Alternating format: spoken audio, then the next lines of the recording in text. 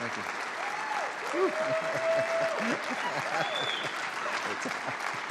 Thank you. Thank you so much. Please, thank you. Very kind, very kind.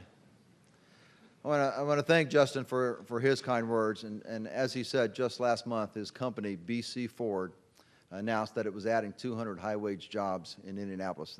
Thank you so much for your continued investment in our city and its people. Tremendous accomplishment. Thank you, everyone, for coming tonight to one of our city's most enduring and important landmarks. And I thank former Deputy Mayor John Kraus, Max Anderson, and everyone involved with the museum for having us here this evening. Also, please allow me to acknowledge my wife of over 27 years, Winnie.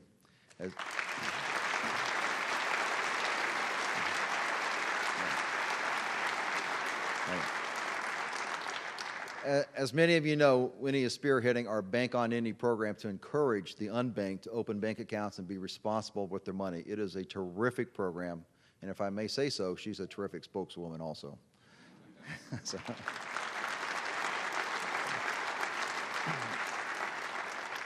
Elected officials, community activists, neighborhood leaders, about 1 year ago, we were all at the Crystal House Academy for the State of the City address. At that time, I detailed my vision to make Indianapolis the most livable big city in America, a destination city for people and companies, tourists and educators. And I stand before you to state plainly that while there is always work to do in a city as metropolitan and diverse as Indianapolis, much work was done in 2009 to make our city more livable, more attractive to families, and more attractive to businesses and the jobs they bring. And because of this, the state of our city is growing stronger.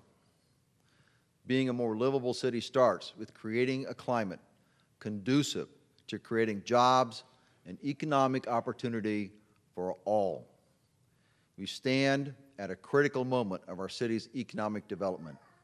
Indianapolis knows no immunity to the ills of the credit market or the jobs crunch or the home foreclosures that swept the country.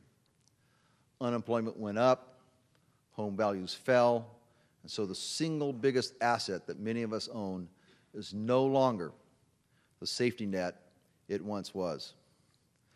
Businesses that were once operating profitably and enjoying our family and friends had to slash costs, and they struggled to make ends meet. Suffice it to say, the current economic climate, the most severe since the Great Depression, remains very challenging. But our local economy is doing far better than most, so we are better poised than others to sustain a welcome recovery.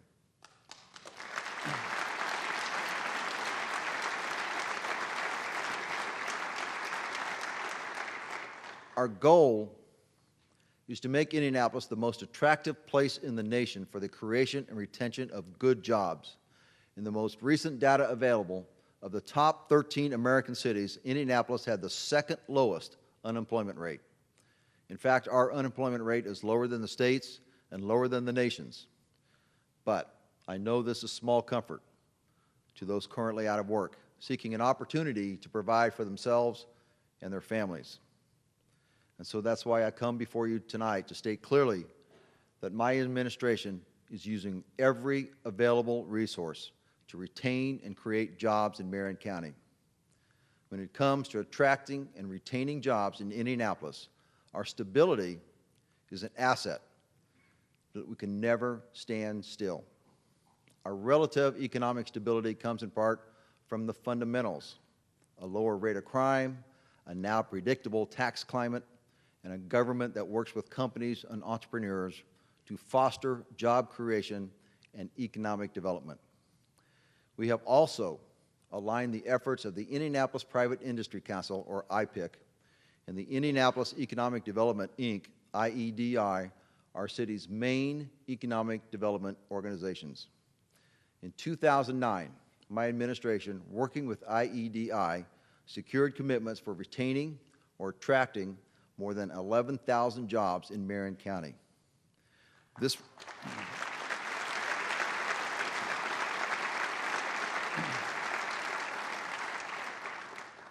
This represents the second highest annual number in the last 9 years, a terrific performance in the middle of this tough recession. In fact, tonight, I am pleased to announce that Stericycle, an Indianapolis-based provider of medical waste disposal services, is expanding its operations in our city and creating 109 new jobs by the end of 2010.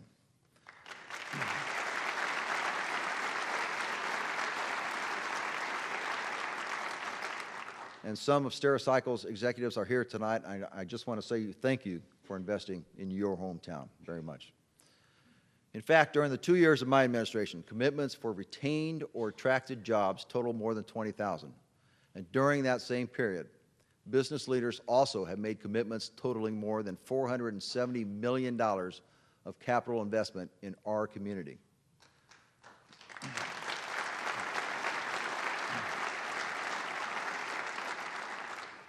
But just as with crime statistics, the numbers represent more than just improvement in our effort. They represent improvement in the quality of life within our city and for our families. And to those who feel that too much business growth is fueled by tax abatements, let me offer this.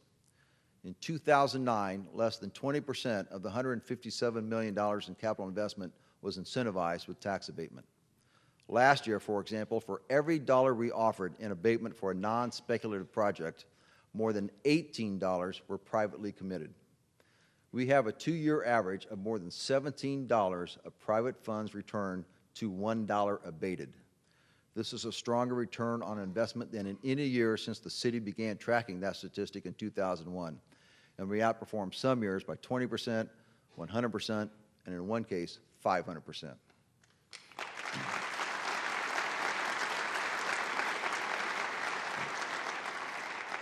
Time and again in the last 2 years, our economic development staff, skillfully led by Deputy Mayor Nick Weber and Scott Miller at IEDI, has been working to make Indianapolis more attractive to businesses that create good jobs.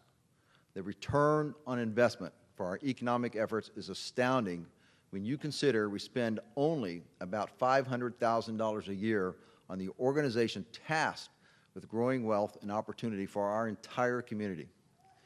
We need IEDI to be an economic driver that will act in concert with the city and as a development investment partner for critical deals to bring jobs and capital to Indianapolis. What IEDI needs to continue delivering is the resources to be this driver. So tonight, I am announcing an investment in IEDI of $3.5 million. Of this amount, $1.5 million will be used to grow the capacity of the organization, working with more businesses, making more sales calls, promoting Indianapolis at more conferences, and working in conjunction with Caroline Raquez Smith of my office, spearheading the international business efforts of the city. And as part of my 2011 budget and for each year thereafter, we will propose that IEDI be appropriated sufficient funds for sustained job creation in Indianapolis.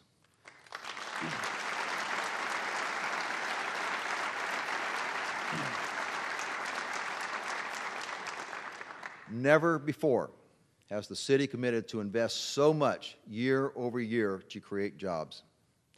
The remaining $2 million will be used to invest in properties to spur development, address infrastructure challenges that block private investment, serve as an incentive resource to secure projects for Indianapolis or any other endeavor that will create jobs in Marion County.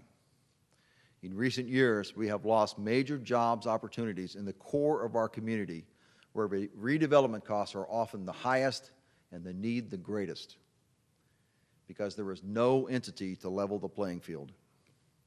This investment will help address that problem. A year ago, the biggest issue facing the city was our need to protect the 66,000 jobs related to the Indianapolis convention industry.